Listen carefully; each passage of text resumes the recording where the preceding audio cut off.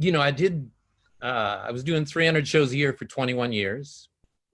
And then when I started that world tour, I was doing some book stuff. This is one of my books I lie for money. It's in 9 languages, it's my memoir. Oh, I saw your talk on that on YouTube. That was great. I should buy it.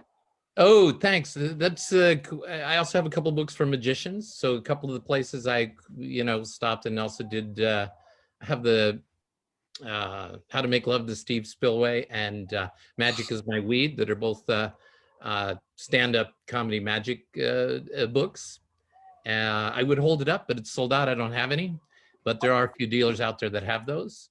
And I don't know how many comedy magicians are watching or will be watching, but this other one, the memoir, is from a real book company, and you can get it on Audible and Kindle and all that. It's like 7 versions, But that's great. That's been out for a while. It came out in 2015. So. Sorry, we're getting started a little bit late. Technical difficulties. Should have been working a little bit easier than that. Hello, this is Scott Wells with the MagicWordPodcast.com, and welcome to week number 5, I believe it is, with Magic and Martinis Thursday. And it's always magical on Thursday. It's always a good time to have a martini because my philosophy of life is you can always make it through Friday. So start making it a 3-day weekend by starting on Thursday night.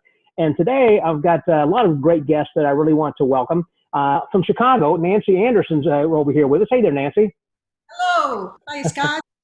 So glad to have you over here. She's one of our friends of the Magic Word who has been around for a few years. In fact, she's relatively new to Magic, which I think is kind of good to have her perspective because originally she's her ancestry is from Peru, and she's been into Magic for at least about 2.5 years, but has been just hitting it hard.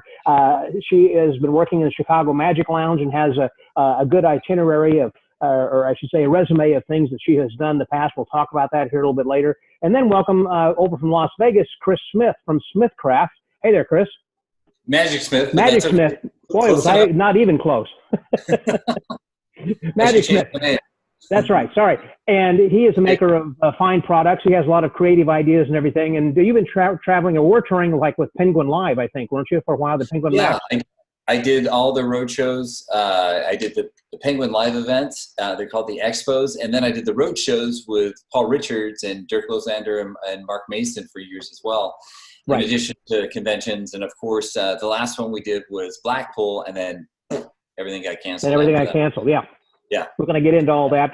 We're going to have, this is going to be a pretty full 1 hour because over here on the other screen that I've got with me all the way from near Kona, Hawaii, and from his brand new house he just moved into last Thursday, who used to own Magicopolis. He had worked at the Magic Castle, was great friends growing up, actually like with Di Vernon practically being his father, but of course his real father was the guy who used to run the seances in the seance room over at the Magic Castle, and is the author of a couple of books and had sold Magicopolis last year, and so he's retired to Hawaii. Please welcome my good buddy, Steve Spill. Hey, Steve. Hey, good to see you guys. Hello, Chris. Hello, Nancy, and hello, Scott. So glad that everybody could be here. So tonight is time for martinis and magic, and I've got a vodka martini and Somalis. What are you guys drinking here tonight? What do you got, Nancy? A glass of wine. A glass of wine. Chris, how about for you? Very exciting guy. I got some Costco water. That's great for you. And Steve, what we got? I said scotch. What I meant was iced tea. Good enough for me. Cheers, everyone. Glad that you're here and joining us. Good. So as I said, I really want to get into just a lot of stuff. Now, the people who are watching then over on Facebook, I encourage you, if you would please, just to say hello, drop in as you wish. And Nancy is going to help out a lot by kind of keeping her eye on that, particularly if it looks like we drop off like we did last week, and sorry about that. But we're going to have, questions from you if you happen to have something that you want to know from any of us then over here. Chris, you had said something just a minute ago. We were talking about that you had worked like, it was Blackpool the last one? Because that was what, in February, was it? Or last January? Yeah, that was the end of February, and it was already happening in China. We read the headlines about how bad it was in China, and we all wondered whether or not we were going to get stuck in England, if it was going to come over to Europe or America. We didn't really know at that point because they had some isolated cases. And sure enough, we did the convention. I flew back home, and then that's when everything went, everything got canceled after that. So that was the last big thing that I did. And then in January, I did the SAM here in Las Vegas, and that was fine. But I thought for a few minutes that they were actually going to cancel England because things were starting to warm up in England and the United States. We were getting a few isolated cases, but they still went through with it. And I did the convention. And after that, I had a 6-city tour planned for March with the roadshow, and that canceled. So, yeah. So, yeah, it really changed. It really, changed it for people that go out on the road, and try to make their living, at these conventions and roadshows. It's right, because you really don't have a brick and mortar magic shop per se. Yours has been an online shop, and not only online, but really it is one-on-one where you're at the conventions, and really you sell a lot of stuff at your booths. And so without having a convention where you're able to demo your stuff, because that's when people buy that. I mean, like the psychic bulb that breaks, and what's that called? The Big Bang. Big Bang, yeah. Kind of explain that. It just doesn't come across until you actually see it. So then I want that, and all the kinds of things you sell. I mean, they really demo great. Oh, thank you so much. Yeah, I think that personal selling is huge. People like to see live magic, and we're kind of like the replacement for magic shops. A lot of magic shops, as you know, for the last 20 years have started disappearing because of the internet, because margins are squeezed. And so people have a craving to see live magic demonstrated, especially by the creators. By a good demonstrator that can explain how the trick works, show a good demonstration of it, and perhaps give a slight discount or whatever, and it gets people really excited about magic, these live conventions. And so I'm a big proponent of them, and they were really starting to ramp up and really doing well for us. And so I assume hopefully once this abates, this thing that we're going through, they'll start back up again. Right. One of the reasons people attend conventions, one of the main reasons are for the dealers. They want to come and see stuff and buy things. Yeah. That's so true. That is right. I'm a customer. Yeah. Oh, yeah, she is. She's a customer. She's a customer. And thank you for that. Yeah, it's funny. I live in Vegas, so we have about 4 magic conventions here a year. And all my friends who don't go to the convention, they only ask one thing. They don't ask to get into a lecture. They don't ask to get into a show. They say, "Can you get me into the dealer room?" They always say the same thing. So. Well, when I've been working like as a convention organizer, or I've been a chairman of some group, I've always have been a strong proponent of saying, I think the dealer's room should be open without cost. So this way that encourages more people to come in, whether they're off the street or local magicians or whomever, just who are hanging out in the lobby who didn't register, to still being able to go in, because it helps the dealers, and it also gets more of a buzz and people to crowd around the booth, and that helps everybody. Dealers love to hear. Dealers love to hear that. I think the other side of that coin is the people that put on the conventions know that's one of their major selling features of getting people to buy a ticket to the convention. So I think that I agree with you. I wish they would do that, but I think the people that own the rights to the convention, they're like, oh, this is the thing we need to protect, because this is what people want to get to. Because if we give out the dealer room for free, we're going to sell less tickets to our convention. So I think that's I see their trade-off. Yeah. I was thinking that then as well. Now, Steve, have you ever been a dealer at a magic convention? I know you've attended conventions, but have you actually been a dealer? You froze up over there. There you are. I think. Are you still there? Like now. And I can't really hear you. Okay. How about now? Can you hear? So it sounded like you were just kind of cutting in and out. Can you hear me? Yeah, I can hear you. I can hear you. Okay. Scott's question was, have you ever been a dealer at a convention before? I think, well, let me kind of explain what was happening. Before we got online, for people who are watching this, he is in Hawaii, and he was sitting out on the porch, and he was saying that it may start to rain. They may have to bring it inside, and so he may be having just a little bit of connectivity problem, there from his router. So anyhow, so I was going to further then ask about Las Vegas, I guess, since that you're in Vegas, about whether that, I know the casinos have opened. Have they said anything really about the shows starting to reopen, even the magicians starting to come back? Yeah, I haven't seen that. I think that's phase 3. I think we're in phase 2 right now, and they've actually delayed phase 3 because of the uptick in cases over the last few weeks. They opened up phase 2, if I have my phases correctly, on May 29th, and that's when they opened the casinos, opened up the restaurants with social distancing. And then they did a wait and see approach, and they looked at the numbers, and they said, the governor just said, well, based on the spike in cases, we're going to delay phase 3, which I believe is opening up the shows. I hope I'm not speaking out of turn, but I know some people that work in shows and they're still not working. So I think we're still waiting on that. Yeah, I think when I was talking, I'd heard from James DeMare that his show was going to, at the Mint, was going to reopen, but he wasn't going to have people come up on stage or to help him. It was a small theater to begin with, and I think the tables are going to be spread apart, but I think it's going to be opening. But he's not doing a show every night, and he's not doing it to for a large group, then. Yeah, that makes sense. And I saw Dirk Lozander just did a show on Facebook. He has a real small personal theater in downtown, and maybe there's different rules that apply to him, but I just saw him post on Facebook that he did a show, and he said it was good to be back doing shows. But in terms of the shows opening, I haven't seen anything, and I've also heard through the grapevine that they'll be closing a lot of shows. This was the opportunity that we're looking for. You mean they weren't making money to begin with, and so now they're shutting them? Yeah, they have an excuse now to shut the show, to repurpose the show, use the space for something else, what have you. Yeah. I think that's been kind of the case with different restaurants and everything, that we're seeing. I live in Houston and seeing around Texas. I think some places that had been closed for a while, and they might have been kind of borderline to begin with, and they just couldn't stand being closed. Yeah, that's very true. That's true here. A lot of restaurants. Steve, what are you seeing in Hawaii, by the way? Well, everything is closed. There's no coronavirus. In the last 5 weeks, there was one case. Really? Yeah. And wow. I think out of 2 million people on all the Hawaiian Islands, there's like 19 cases.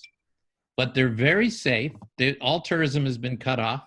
Probably won't be back until September, something like that. Everyone still distances, still wears masks. And because there's no tourists, it's really, the social distancing is no problem. And, but they're trying to recalibrate a lot of industries so that they do work toward more agriculture and less tourism. Just to give you an idea, there's no direct flights here on this island, only to Oahu and some inter-island ones. Anybody that comes on any of the islands, there's a 2-week quarantine. And they used to have like 30 to 40,000 people come a day. Now there's 100 people a day that come to the islands. Wow. And when they do reopen all the islands, they're going to make apparently safety a big market factor. Like you can't get on a plane without a blood test, and that's why there's no coronavirus here. And I was in Kauai before I was here. They've had 0 cases for like 20 weeks, so that's the reason. And it's definitely hard on the hotel industry and everything. But up until recently, if they take every picture and track every person that landed, and you would see on the local news, have you seen this person? They violated their 2-week quarantine. Pretty serious about it here. And I think the same as New Zealand. That's why there's no coronavirus, and I think they want to keep it that way. I thought I'd heard or saw on Facebook that Paul Kozak was doing his show again. He started last week, yeah. Okay. But if there are no tourists coming in, it must be pretty small shows, just locals coming in. He had the very intimate situation anyway. It's in he has an art gallery in the day and does his show at night. Right. And there are, he's in the middle of 5 resorts where there are a lot of people that live in those resorts. And, he can do a show for 15 or 20 people. It's a great show. Yeah. What about Warren and Annabelle's? I haven't heard of them opening. That's on I haven't Maui. either. Yeah, I didn't know. And the deal I have is in Kauai, and it probably looks like I'm going to start in September. But that's a big, 200-seat room. So, yeah, I want to get to that in just a minute about that show. But going over to Nancy, then in Chicago, that the Magic Lounge has been doing some virtual shows, and you're involved in some virtual show coming up too. Can you tell me about that? Yes. So first of all, this is great to be here. Thank you so much, Scott, for inviting us. I am very involved with the Chicago Magic community. Um, One of the things that we are going to see, I think, in the next 60 days here in Chicago is things are beginning to open up.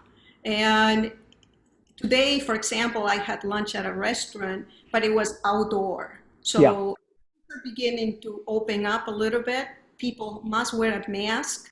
I think in the next couple of weeks, that you're going to see that some establishments are going to have seating arrangements. So I wouldn't be surprised if Chicago Magic Lounge may be opening in the next 30 days, but I can't speak for, I Mhm. literally cannot speak for them. I know for a fact that most of the time that we spend in Magic is done virtually.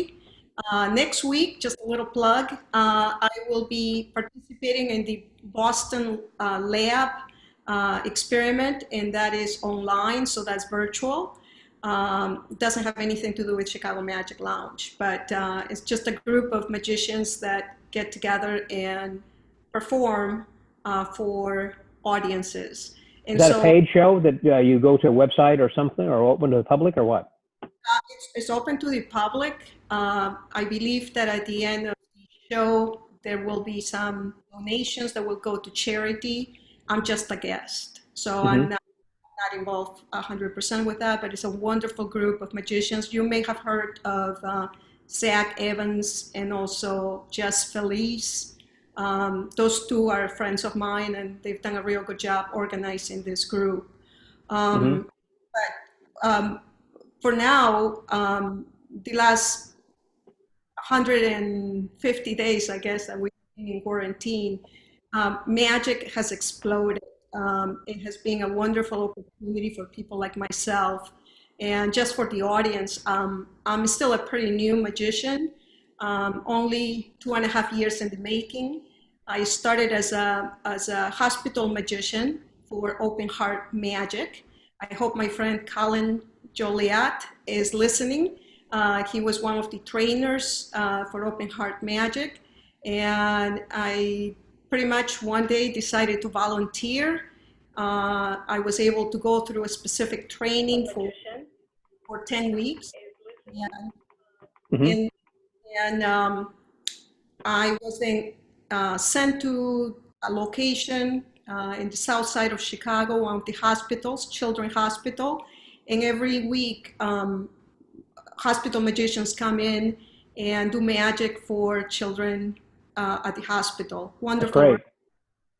great. But if you know a little bit about me, this is a hobby. I am actually a magician during the day, my regular job. I am an estate planning attorney. I've been a lawyer for almost 30 years, and I work with clients who want to minimize taxes. So I make the taxes disappear. How about Mhm. that? That's good. By the way, I was just noticing over on Facebook that Michael Sprouse says hello, Nancy, and Felice Ling also hello. Michael Granoff, hey Nancy, and then Patricia Rodriguez says, hey, let's go to Hawaii. Aloha. I agree. It sounds like that's where, if we could get in, that'd be the place. Sounds like where we can escape all this. Seamus Moran here says hello from Houston. It looks like Benjamin Barnes also saying, hey, Nancy. Benjamin from there in Chicago as well. Hello there, Benjamin. Michael Granoff, yay, Boston Magic Lab. Mike Edwards, hi from Chattanooga to everyone. Also, Felicia Ling saying, thanks for the plug, Nancy. We've got Steve Mills, Steve Lancaster, Jack Harker watching. Golly, Colin Juliet, Open Heart Magic. He's that. Buddy Jamie Salinas is watching. Patricia Rodriguez, Nancy, your heart is magic. David Crowley's watching. Matt Alexander's watching. Benjamin Barnes and Jason McCullough. So anyhow, yeah, we've got a few people who are watching and right now. And going back then, Steve, to something that you had said, you were going to be doing a show then in September. Now, I know that you sold Magicopolis, and there's just a ton of things we can kind of get into. And for people who would like to know more about this, I encourage them to go back into the archives and listen to our fabulous conversation that we had when you were talking about that back when you were still there and doing the shows. at the time, and also when you had just come out with your first book, which was I Lie for a Living, isn't that it? Or what was Lie it? for Money. Right. You can Lie get that for- on Amazon. It's on Kindle and Audible and hardcover. The paperback is sold out, but it's from you can find that on Amazon. My books for stand-up comedy magicians, How to Make Love the Steve Spillway and Magic is My Weed, are sold out, but there are some dealers that still have them, but I save you the trouble of refunding you. I am not, don't have any of those in print myself. Magicopolis, I did a 2-hour show there for 21 years in Santa Monica, California. Wow. Floating ladies, mind reading, sleight of hand, stand up, close up. And we also had a bar. And as time went on, if you have something that's kind of successful, people will approach you. And about 2 years ago, a New York law firm approached me about selling Magicopolis. And, this is the first time anything happened. I said, I've had a lot of offers, but I haven't met the right person. That deal didn't work out, but it got me a little bit thinking that I was, after all that time and many thousands of performances, I was a little bit tired of the producer, theater owner, bar owner, employees, all those kind of responsibilities that are not the fun part, like making up routines and doing shows and so on. And so it got me thinking, and I kind of put the word out that I wanted to, if I had the right buyer, sell Magicopolis. I had a ton of people interested, but nobody that would really, had the funds or could come on board. So I got a business broker. And then all of a sudden it became very serious. And I was down to like 2 people. And the guy that bought it, Randy Sinnott at the time, was the president of the Magic Castle. You could look him up as an attorney, Nancy. He has like a, nationally respected law firm with offices in San Francisco and LA. And he has a very, he was also a colonel in the Marines and so on. And so he was the right person, and he took over this past September. And he has been closed recently, but they're just, you might have seen on the news when there was the riots in Santa Monica. Magicopolis was one of the places vandalized. Santa Monica's a trendy part of the beach area in the Los Angeles area. And so it was like on all the local news, maybe the national news too. Someone sent me a clip from CNN, but like the windows were smashed, the bar was looted, stuff like that. And my question about that, they didn't happen to loot, I assume that he purchased also those beautiful stained glass windows that were from Merlin McFly's. There was no damage to any of that. All the front windows were smashed. That's all. Okay, good. Yeah, and but it's a lot of repair. It was a 10,000 square foot space, so there's a lot of repair, and that combined with the the slow reopening of because of the COVID, but they're cleaning it up, and I know that I can only imagine some looter who breaks into there and is going, hey, what is this? It's a deck of cards, or some popcorn, or there's really nothing that they're going to be able to use or sell or want. I wouldn't think. Well, the thing is, there's a bar. Yeah. Well, get the liquor. Yeah. Good point. Yeah. Yeah. Well, I wasn't there to, like I say, I sold it last September, and but I know that they'll be back in business soon and doing shows, and they run it a little bit more like the Magic Castle, where it's they have 3 or 4 different magicians every week, and whereas I had the kind of my set show that I did. Although it evolved over the years, it was more like a Broadway or Vegas type thing where you had the same show, and we had a lot of repeat customers and celebrities. Celebrities as well. I think that's kind of cool because it was in the LA area, and Santa Monica just being a great location over there, that you had a lot of people kind of come in. And I've seen a lot of photos taken with Johnny Depp and everybody else, seems like that. And I remember you showing me the wall where everyone had signed their names on the wall too. It was kind of cool. Yeah, before the iPhone and before the internet, we had celebrities sign their name on the wall, and we had a lot of early people like David Bowie and Stephen King and cool. And so on. And then later, when the iPhone came around, we started snapping a lot of pictures, and that was kind of our marketing thing. in the LA area, you're really competing with Disneyland and the House of Blues and Universal Studios and stuff like that. Right. And how we were, as you said, we posted a lot of photos of movie stars and sports celebrities and champion boxers and stuff like that on our walls. And it worked kind of the same way that the dry cleaner or the liquor store in LA has like the stars photos, and they go, well, if Elton John buys his vodka here, it's good enough for him, it's good enough for me. It's the same kind of, and that was a great marketing thing for us. And also every, maybe twice a month, someone famous would come in, and other people in the audience that would see, Jack Black or Danny DeVito or somebody in the audience watching the magic show, they tell all their friends, and that was a big part of our marketing.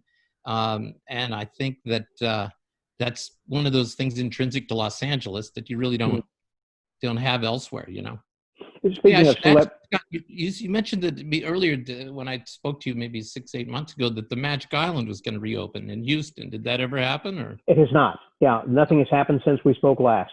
I'm glad you brought that up. Yeah, I can go into great detail, but basically the bottom line is, nope, it's still sitting there, and that they have not yet, to my knowledge, filed an architectural plan relative to getting a permit.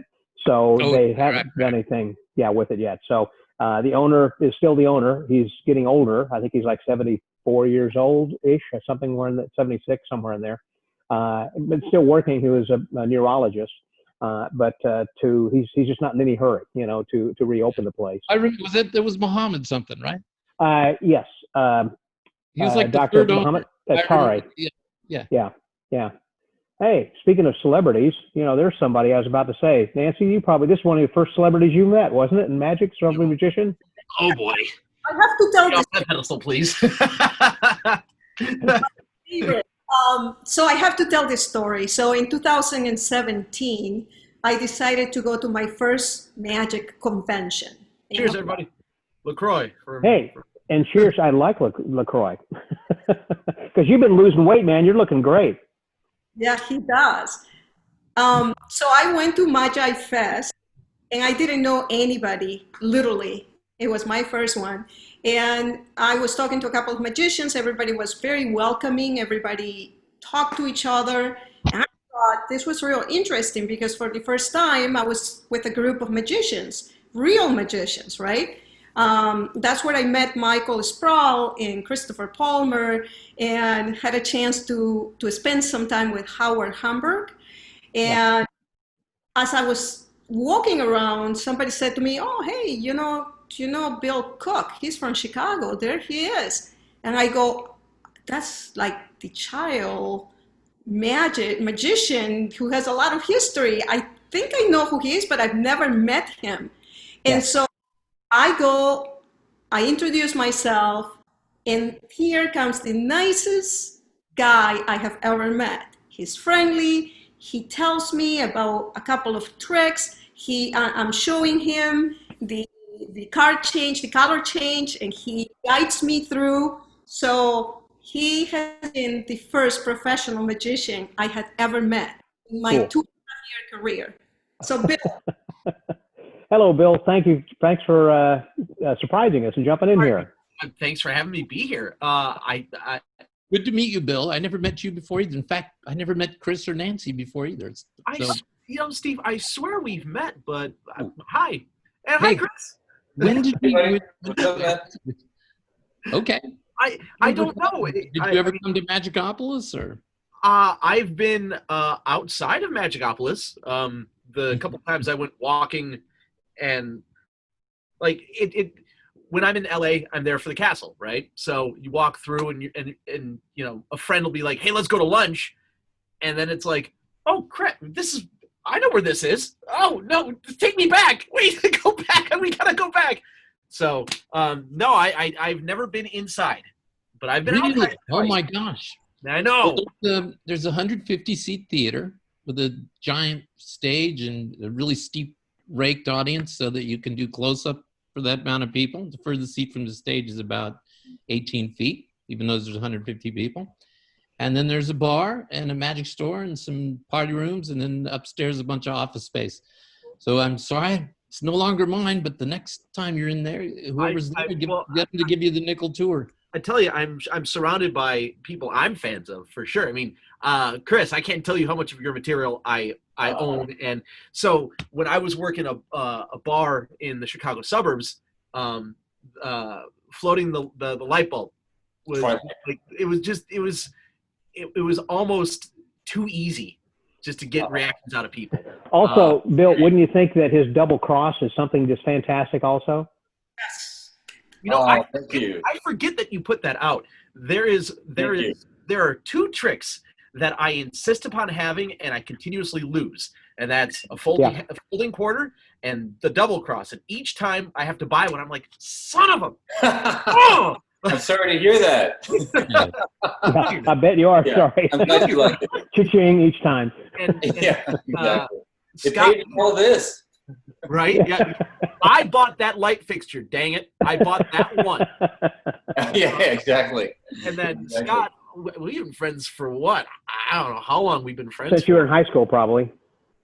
Yeah. You know, I got to tell you a story, Bill. I don't think we had a follow-up to this story, and I want to hear what you have to say about this. I was in Alaska last year, and I was in a bar, surprise, and that as I was talking to the bartender, a couple came in, and they said that they were on a cruise, and the ship had just let people out for like about 12 hours, and they were just, you know, looking around Sitka. There's a Sitka, Alaska. And as they were in there, I told them, hey, you know, I used to work cruise ships, and I said I'm a magician. And they said, well, there's magicians working the ship. And then I said, what's his name? Well, of course, they never remember names of people, you know, magicians on ships. So as we were talking, I said, well, he's from Chicago. And I said, is it Bill Cook? He said, yeah, that's the guy. And I said, well, give him my business card. He's going to freak out saying, what is Scott doing in Sitka, Alaska? Did they ever talk to you? Did you ever get my card? Did you hear about that? I got off the ship in Sitka. Oh, you did? Oh, that's funny. So you never got back on. Okay, never mind. Then you missed that. That was funny. What the hell were you doing in Sitka? Fishing. I was up there with my boys fishing. Okay. Well, no, but believe me, if someone had given me a card of yours, I would have probably jumped off to swim back to find you. Called me, I'm sure. That's right. So you've been working also with Masters of Illusion, and they are into a new season now. This is their 7th season, is that right? This is their 7th season of this iteration, but I'm not on this season. I was unfortunately unavailable for filming. I was supposed to be on a ship when they were filming, and it just so happened that that weekend of filming, there was also a pretty bad snowstorm in Chicago. So not only did I not go to my filming, I also did not go to my cruise ship because I was snowed in, and therefore did not get paid for anything. I lost all around. Not good. But I have a story about Nancy.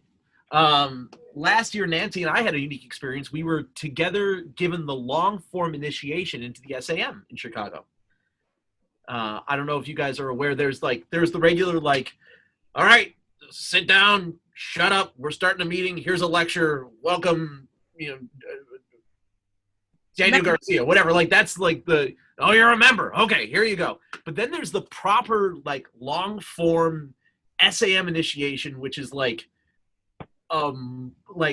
magic meets Masonic ritual and everything in between. And if you're watching and you are a member of the SAM, ask your assembly if they can do this. Nancy, who we had, was it John Sturck? John Sturck. It was Marty Mercer. Mark Mercy, and Ed Fairman were like the 3 bigwigs of the initiation. And I don't know what's better, the fact that I went first or the fact that you didn't know the answers. having been I'm a Mason, so sorry. So having already gone through a similar initiation in some respects to be able to be like, all right, this feels really familiar, and other parts of it to be like, I have no idea what the heck I'm doing. But I also loved watching like Nancy come in and just try and like, all right, this is what I'm supposed to do, play it straight, and just to watch the responses from the other people, and to have done that alongside of Nancy was really, really quite fun. And from that day, I was able to be very involved with the Society of American Magician, and most recently, I'm taking over John Stark's old position, which is Regional Vice President for Hey! Yeah, because he's going to be moving on up eventually to become the national president. So it's been a wonderful organization. I'm a member of both IBM and SAM. Mhm. I want to say thank you to Johnny Stark. I hope he's listening to this because he has been just a true SAM friend. And it is through that association that I have been able to really get into magic, meet a lot of people, going to the convention. After I went to Magi Fest, I went to the Combine convention, if you remember, in Kentucky. This was in 2018, maybe, Mhm. or 18. Um, Yeah. and I guess I enjoy conventions because I get a chance to really talk to people. I think, Scott, I met you We did. at Magic Life in Las Vegas. This year, I had a chance to meet my professor, which is Roberto Giovi. I'm a fan of Card College. I start learning from all of his books. I went to this session in Wow. England. Did you? How was that? Amazing, amazing. I Is had a that chance. kind of a tight, rather small convention? I mean, what, less than 100 people or so? It's intimate. It Yeah. really was great. First of all, it was fun to go to England, but it was real nice to meet the people that I've been studying. I guess we all take things for granted, but for me, coming into magic as a hobby first and getting to know the local magicians like Bill, asking him questions about which books should I read, or talking to Ben Barnes at the Chicago Magic Lounge, um, I've been able to really expand my knowledge of the old magicians, Hmm. the people that really have written the book, right? Let me address something while you're on that subject right there. That there was someone who had we're going to get back to double cross in just a minute because someone had, said something about that also for Chris. But also someone had said, what was the true benefit of joining the IBM or the SAM? And what you had just said there, then Nancy, I think that is the convention. First of all, that as far as the true benefits go, I mean, sure, you get the magazine, you're going to get the Linking Ring or the MUM magazine or whatever. You can go to the local club meetings. But the real thing is that you have access to go to those conventions. And there are other conventions that you could attend, as we have been talking about, Blackpool and whatever else around the world, or locally, regionally, or whatever. They could be from a small convention of less than 100 to those that are over 1,000. An advantage, again, I think would be to be able to attend those IBM or SAM national conventions or international conventions and to rub shoulders and to meet those kinds of people and to see some dealers, like Magic Smith and others that you can, it's one thing to watch a demo online, but to actually see something, done in front of you and live. I mean, that is, and also to be able to ask someone, I mean, if you see Steve Spill or Bill Cook at a convention, that you can ask them, say, well, what is that like, to actually, and how did you get on Masters of Illusion? You can ask all these kinds of questions, and everyone here is just a regular person. We all put our pants on one leg at a time. I mean, that you really get to know people, I think, in a more intimate and personal way by attending conventions. That we can If you attend these virtual things, but there's nothing like the real thing. Right. And not only that, but I mean, you think about the surprise appearance of, Juan Tamariz or David Blaine at the conventions. I speak Spanish. Hola a todo el mundo. You had me at Ola. That's all I know. But here's the interesting thing. During quarantine, I've been able to participate in a couple of the lectures put together by magicians from Spain. And I signed up for one with Joaquin Matas, who is a student of Juan Tamariz. And the beautiful thing about this whole time is that I'm able to follow up with them. I'm able to buy their books in Spanish. I have quite a few original books of Juan Tamariz in Spanish because I'm able to understand what they are saying. But in the conventions, you get a chance to meet real great masters of magic. I'm looking at one right now, Bill Cook. And then He's a master of illusion. yes, if you happen to be, in a community like Chicago with the Magic Inc., they put together wonderful lectures. I had a chance to say hello to Johnny Thompson before he passed away. I have pictures of him doing the egg trick. Remember, Bill? I took pictures of I took your camera from you.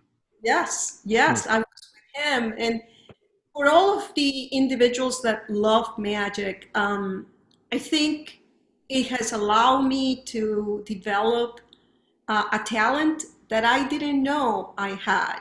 I think your sense of curiosity elevates, and you're able to really dedicate your intelligence and intuition and personality. I develop a professional name. It is Fancy Nancy. I am able to consult with friends of magic and get guidance from them. So, Well, and as we said, also being able to see dealers, and to see how that they perform something. And that's why I want to go back to something that Mike Edwards had said in here earlier, that he had, Chris had purchased the the double X, double cross from you at the Winter Carnival of Magic. And that was the Winter Carnival. I think it wasn't that around the end of January or sometime in February. Well, it was a previous one. It was actually in 2017. Okay. February, March 2017 when You actually remember when Mike Edwards bought that?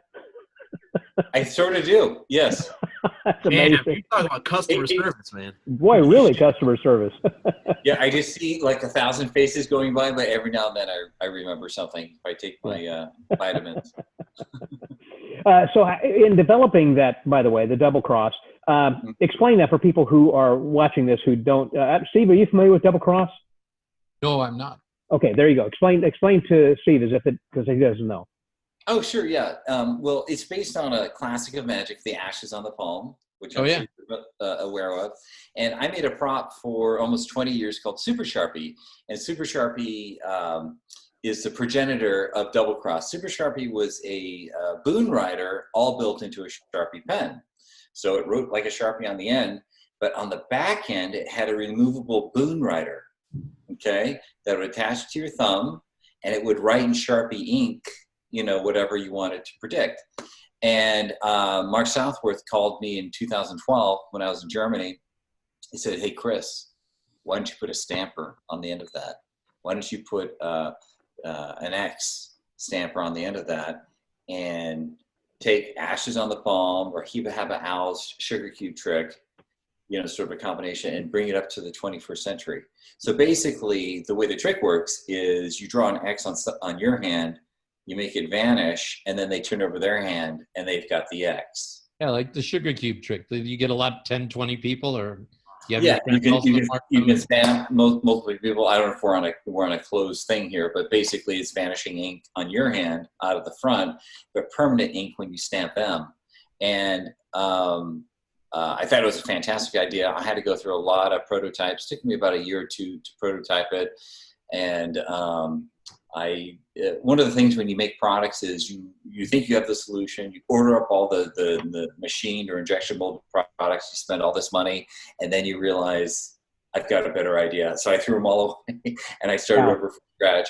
And eventually I ended up introducing it in 2014 at the combined IBM SAM convention. And the funny thing about new tricks, and this has happened to me many times, is it was met with like shrugs, and I sold a couple and whatever, and it went on like that for about a year and a half, and then it just went ballistic after about a year and a half. And that's happened to me several times. And I think the reason is there's so much stuff that's made by people. There's so much clutter that it's difficult for the average magic guy to go, what's great, what isn't great. And so it takes time for your stuff to sort of organically grow in popularity. People You see know, people doing it.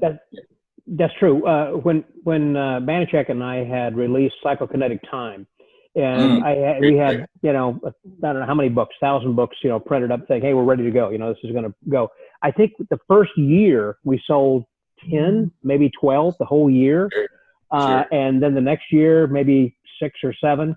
And apparently that there was, I think Bill Goldman or someone was working it in a trade show.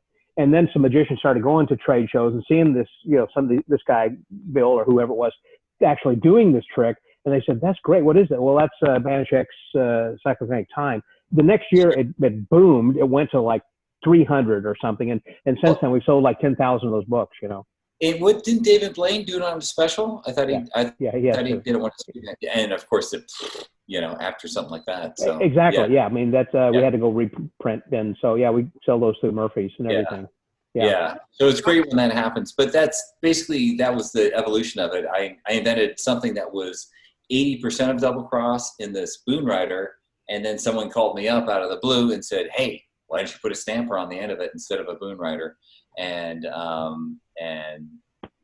that's how that one happened. So, and then you just improve. You make a prototype, you test it, you improve it, make a prototype, test it, improve it until you're ready to come out with something. So what you have then right now, is there a new version, like a 2.0 or something, or have you? Yeah, I've done a couple things to it. I came out with a jumbo version because a lot of stage guys said, gosh, I love doing this for big banquet tables. I like doing it for 10, 20, 50 people at a time. You're talking Bill Cook's language right now, by the way. I can hear. Oh, okay, good. Yeah.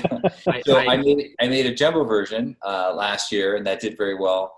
And I'm also making a jumbo version of Double Cross for the same, or excuse me, Super Sharpie for the same reason. A lot of people like doing Swami writing, but they've got a big audience. So they want to make sure that when they turn around the board, everybody can see the prediction on the board.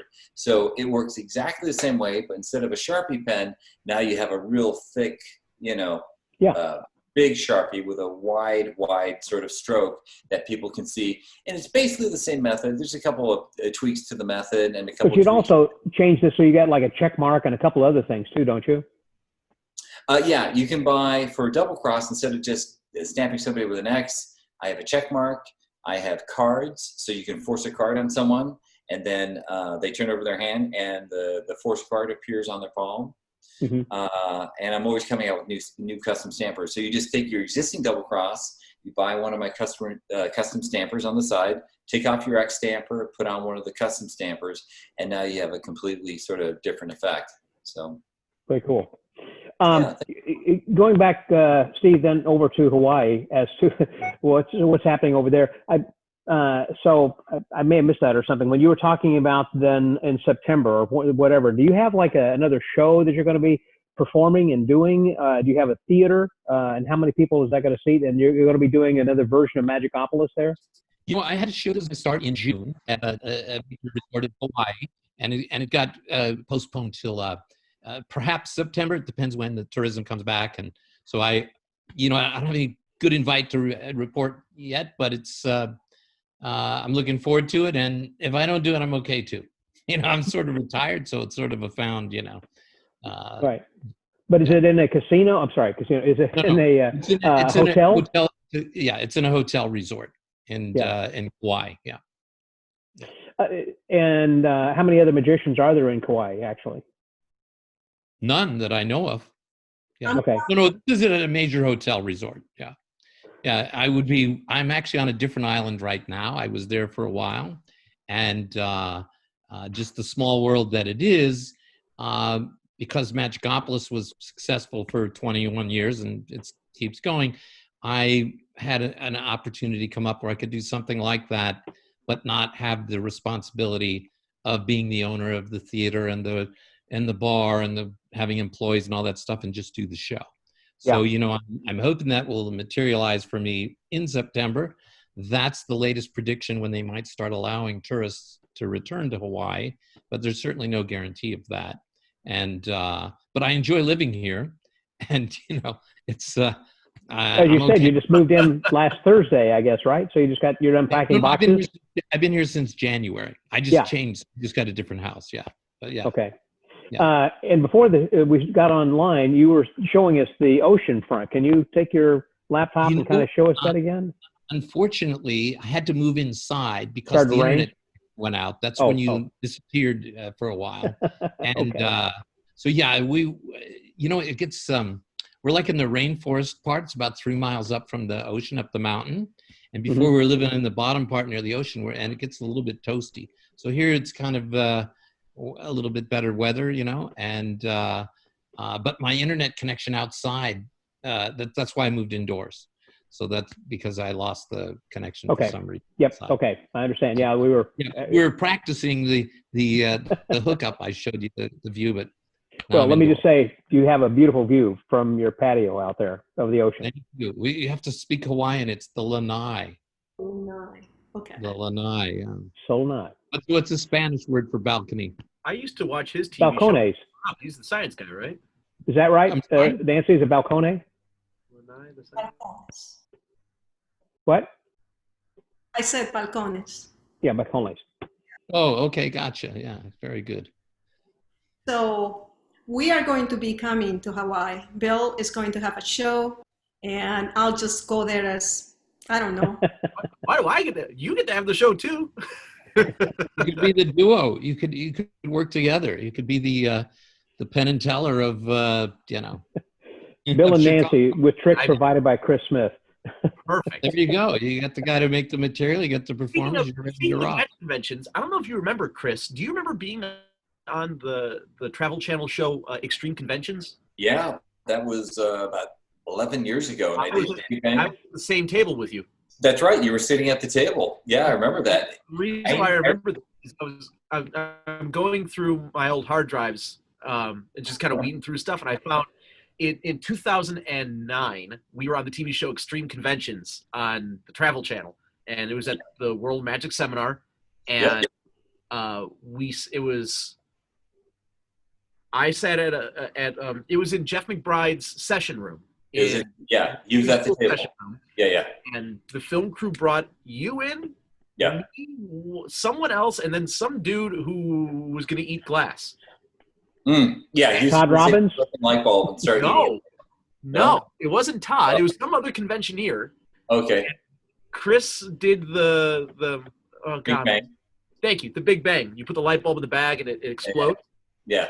and then hands the bag to this guy who proceeds to eat it like a bag of Doritos.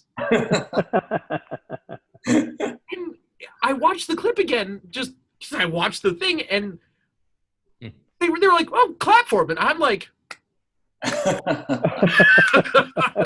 but going back to Nancy's point from earlier, like you go to conventions to meet people and hang out and learn stuff and buy stuff, but you can also be stuck at a weird round table with a dude eating glass. That's true. 2:00 in the morning while some film crew is filming. Weird things happen. Yeah. But I will say, double cross I keep in my inner breast pocket for strolling and for stage, because after my show, I'm doing what people are walking by doing the meet and thank you, whatever. And if someone wants to stop and talk for any length of time, it's hey, I will do a trick for you if you go wait over there. Just kind of let the line move. And it's normally never more than like 4 or 5 people, and that's the thing I do for them, because it's right there. So yeah. Hey, that's great. before we start Thanks to for letting me know that. That's kind of great. start to wrap up a little bit, because I don't want to stay on too long necessarily, but I did want to get back to Steve to talk a little bit about a couple of stories. I mean, I want you to give us some stories, because your books have been full of great stories. I'm sorry that you said that they're no longer available, except are they audio books only right now? No, the I Lie for Money is on Amazon. It's from a major publisher in New York. They you can get Audible, Kindle, hardcover. But it's just the other one, the Making Love. The magic books that I've written for magicians on stand-up comedy magic, they're out of print, but there might be a dealer or two that has some copies. Okay. Yeah. I wasn't clear about that, sorry. So did you have something specific I mean, I could give you a quick synopsis of my career or something, or did you have some story or thing that I know that most of us have heard many stories about Di Vernon, and yours were even more personal because you had a different relationship with him because of how the Magic Castle was kind of a second home for you as you grew up. Yeah, I grew up when I was 10 years old. I was kind of, my favorite uncles were Di Vernon and Charlie Miller and Francis Carlisle and Senator Crandall and so on. And at that time, the Magic Castle was just the close-up room and the Irma piano room. They had Joe Osei? Jay Osei had just passed away. I started hanging there in 65, and I think he died in 64 or something. From cancer? Did he die of cancer? Lung cancer? I didn't know him. Okay. But my last name is Spillman. My dad was one of the first managers, and like you said, did the seance. And Vernon, his nickname for me was Spill. Short for, he said, you should drop the man, you're a boy magician. And, he called me Spill. So that's how I kind of got that. I have a lot of, and just sort of stuck because all those guys called me Spill. I have a ton of Vernon stories. I don't know what would be I'll tell you a really good one. This is great. He used to, I guess now you'd call it narcolepsy. He used to a little bit nod out, he'd kind of talk to him and he would a little bit pass out. And Mike Skinner worked at Berg's Magic Shop upstairs there. And he said to me, he nodded out while I was talking to him, if you say diagonal palm shift really silently, even barely audible in a crowded room, he'll instantly wake up. So, I have the opportunity to try that. He's kind of diagonal palm shift. Well, if you use the Nate Leipzig, blah, blah, blah, blah. And he had the really great move, from like a bottom palm to a back palm where you could show both hands empty while you're smoking a cigar. And he would go right into the description of that, But before narcolepsy was known, it'd be like some guy would be showing him a trick and he'd nod off, But it was great growing up there. The kind of thing that you guys would talk about at having the convention was like growing up at the Magic Castle. A lot of those days, there would be 0 people that came to the castle, and I would just be hanging around with these guys. Eventually, they built the restaurant, and Milt excavated the bottom and made the wine cellar. That was the first kind of stage sort of thing. So it was basically just a close-up room and a bar for a long time. Yeah. And the Irma room. Actually, the close-up room was where the Irma room is. The piano was where the Irma room was. Oh, interesting. I didn't know that. It around, yeah. So that was kind of my magic convention thing. So I started in close-up. When I was a teenager and a young adult, I called myself Houdini, and I had a drug kind of magic act, and opened for a lot of bands that became very famous at the various clubs around the Los Angeles area. I'll give you some of the, Houdini. I had use that name. I had snorted tablespoons of white powder, and at the end, I'll hold my nose like this and like this long pour salt trick, the salt. I had I would get, I did the multiplying pipes, and I would get cotton mouth, and how like the eggs out of the mouth, but I would be pulling cotton out of my mouth. And then I drank a pitcher of beer to quench my thirst, and it was like the milk pitcher and so on. So I opened for a lot of bands like Cheap Trick and Neil Young and Spencer Davis and like a bunch of different ones at various clubs. And when I started to graduate to the sort of concert sort of venues, I didn't do as well. And I transitioned from that to being the magic bartender in Aspen, Colorado in the 70s. I did that like 76 to 80. That was when you were working with Bob Sheets back then? Right. So that transitioned into a duo show that Bob Sheets and I did in Washington, D.C. at the Brook Farm. Like a 2-man comedy magic show. We alternated doing stand-up comedy magic and got together for a few illusions. And then I did comedy clubs in the 80s. And from that transitioned into review shows. I did a lot of Playboy Girls of Rock and Roll, Spellbound, Razzmatazz, different casino review shows, not just in all Reno, Tahoe, South Africa, all around that. And that a little bit led to opening act for celebrities. I opened a lot for Michael Bolton and Kenny G and Kenny Rankin, a lot of people named Kenny.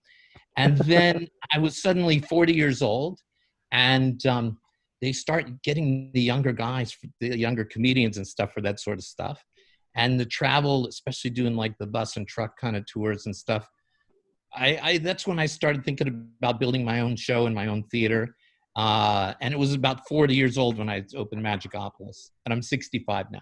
So, I've had a long, pleasant, Magic's been very good to me. I feel really grateful that, When you were traveling, like on the bus tours and everything with the bands, did you ever hear them when they were actually coming up with a song that later all the became? time. Oh yeah, Really? absolutely. Yeah. Like I can't think of any, or I can't think of any famous song, but most of the bus and truck thing was mostly Michael Bolton and Kenny G. When I was growing up, I opened for the Eagles and like a lot of different groups around Los Angeles at the Topanga Corral and the Starwood and the Whiskey A Go Go and so on. That's where the Doors were, I think. Whiskey A Go Go. I should tell you, and then it was a great turnaround to have Sting open for me at a corporate event Oh, at wow. Magicopolis. And this is actually Now, the first here's Steve Sting says, no, here's Steve still. A record company wanted to promote some like budding young artists that wasn't known yet. And the way that to get all of the reviewers and the press to see this new band, they had Sting open, who was also on Cherry Tree Records at the time. And it was held at Magicopolis. We did actually a lot of not only film and television rentals, but a lot also corporate events for entertainment kind of things. And so Sting was the opener. He did like 20 minutes, like an acoustic set. And the curtains closed, and I did a show in front of the curtains while they switched the equipment behind the curtains for the up-and-coming stars that no one's ever heard of and didn't become famous. But they used Sting to get as a draw for all the reviewers to come and stuff like that. And we did I did about 250 to 300 shows a year at Magicopolis for a little over 21 years. So, and before that, I figured out actually in my career, I've done about 20,000 shows. Wow. Yeah. I mean, Now, when I was a young boy, at the castle, even doing close-up, they opened Magic Mountain. And at that time, it had to do with magic. And, I would do, I do 8 or 9 shows at the theme park a day, every single day, like in the summer. And, that's when I was like 16 or 17. Were you doing like illusions? Or, I mean, it was on outdoor stage, I guess? No, do it like parlor type magic. Oh, okay. And, when I did the bar with Bob and Aspen, the bar would turn over 5 or 6 times a day. We would do 4 or 5. Aspen, if you're not familiar, is a ski area. So from the après ski time to like 4 or 5 in the afternoon till 2 a.m., there would be 5 or 6 turns of the bar. It was a big 80-person bar, like maybe 25 sets of elbows along the bar. So it was like doing a comedy club kind of venue, When you and I were talking on the podcast before, and again, I would encourage people to go back and listen to our excellent conversation we had. And I wish I would record it when you and I had lunch that time at your club later in Santa Monica. That would have been great. But we had, I'd like to know some detail about how that you and Bob first met, and why did you decide to go to Aspen? I mean, did he get there first and he knew you and said, hey, come, or vice versa, or how'd that work? Exactly what happened. Here's how that happened. I met Bob when I was about 12 or 13 years old. He's a couple of years older than me. And Bob learned bar magic in Chicago from Heba Haba. He had, just to make the story a little bit shorter, he went to Aspen and he sold himself on a job to John Denver, the late singer, had a restaurant there called the Tower Restaurant. And he sold himself on being the magic bartender there because they had a long dinner wait. And while the people were waiting to go to dinner in the restaurant, Bob did magic for them in the bar. And, behind the bar? Behind the bar. Okay, and so not like around tables, or wasn't like in the line. The bar. He tended, just like Heba Haba, he tended bar and did the magic. And he became very popular that first year.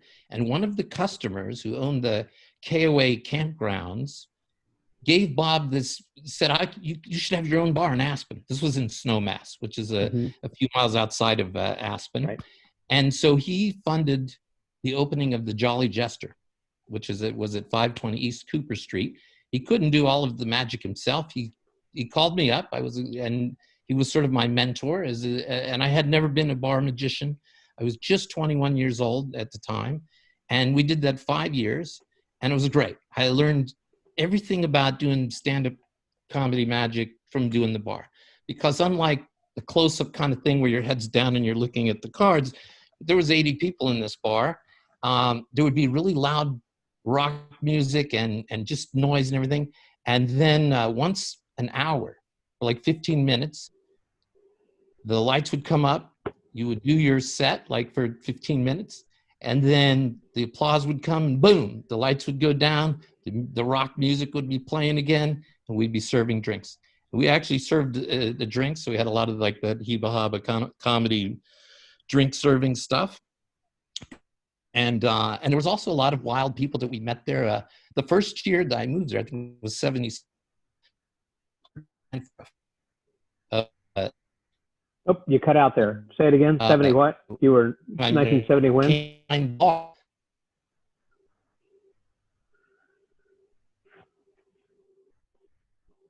Has his internet cut out, or is it just mine?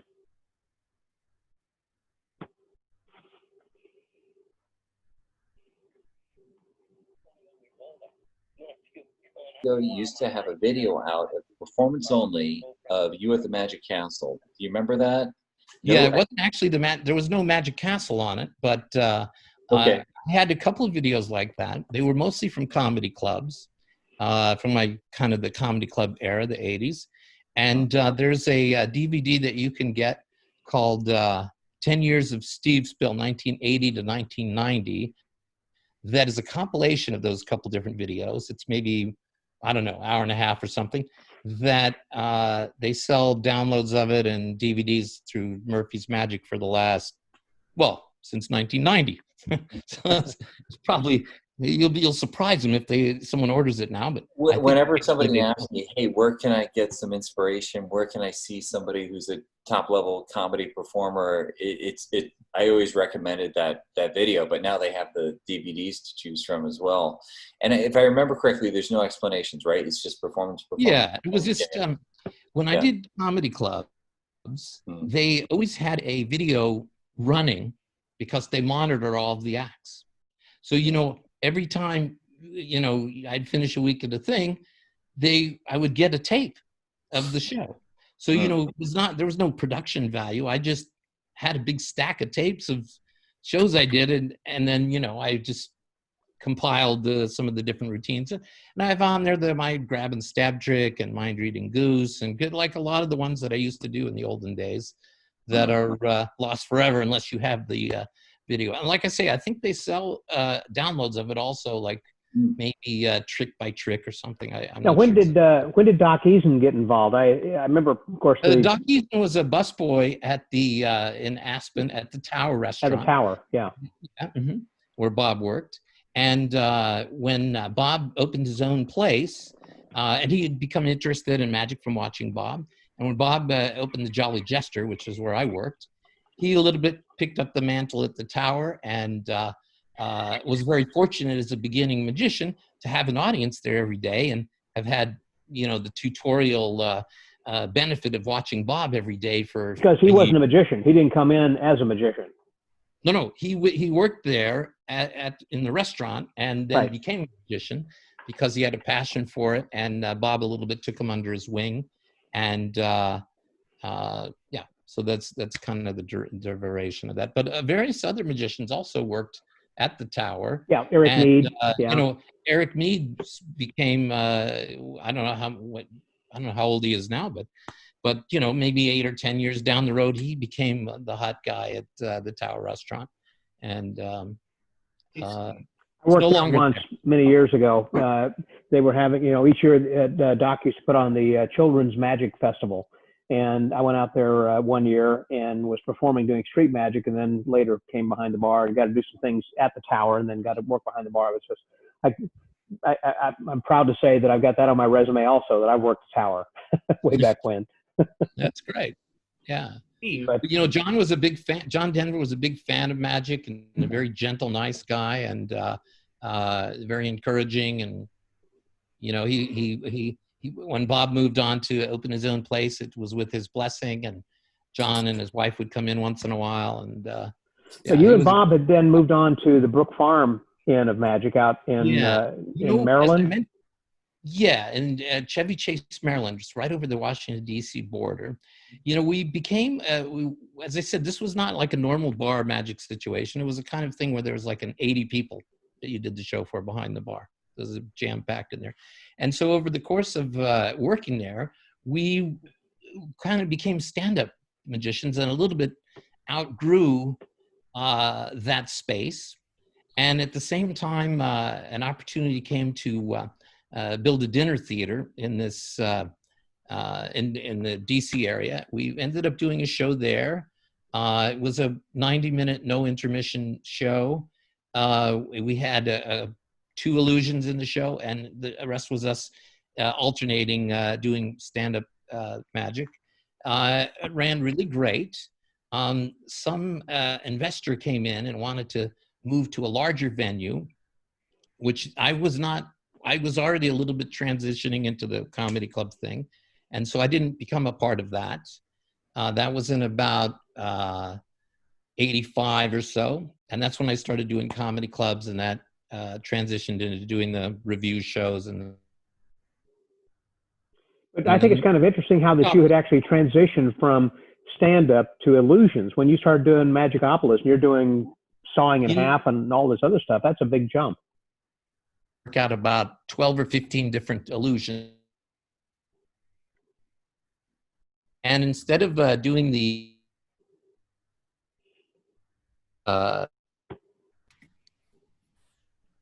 kind of like an SNL sort of thing, like for instance, the Floating Ladies, the psychiatrist's office scene that I did with my wife, where the psychiatrist falls in love with the patient and she floats, or the Decolta chair was part of a seance scene. Oh, looks like that we lost him. Sorry. Okay. My battery died. Or my battery was about to die. Okay. Well, we're going to wrap up here in just a minute, but go ahead and finish your story then, Steve. Oh, I'm back? Okay. Yes. I got cut off there. Can you hear me now? Yes. Oh, okay. The closer I did always the table of terror where the spikes are, above you and the rope's on fire and there's seconds to escape, but with a comedy kind of thing. So, but I didn't have the opportunity to really do a lot of illusions until I did Magicopolis, and it was a chance to play with the bigger toys. And, so I worked on a lot. I had a bump in the night with to Octopus's Garden, where the bumps were octopuses, and the outfit was a wetsuit and a mask, for the switcheroo.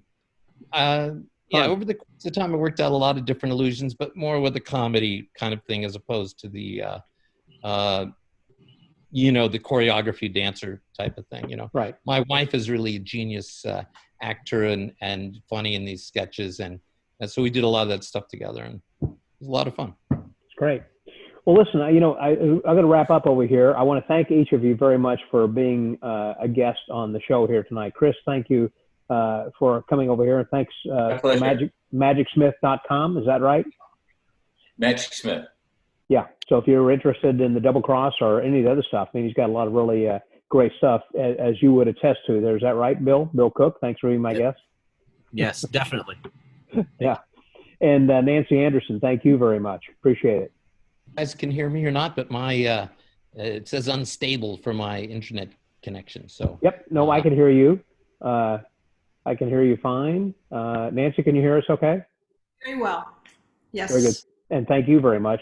So just kind of hold up our glasses over here and say thank you guys very much. Again, cheers. I want to thank everyone for joining us. And it's been a wonderful evening of conversation and magic and martinis here for tonight. So thanks again for being my guest. Thanks for everybody who has tuned in to see the show here. And so until next time. By the way, that on the Magic Word podcast for today, I had released a podcast with Michael Close. And next week, I'll tell you in advance that I'm going to be having Lisa Mena as my guest. So come back and listen to that one. That's going to be great, too. So, Great. Thanks again. We'll see you guys later. Thanks, guys. Bye, everybody. Scotty out. Right.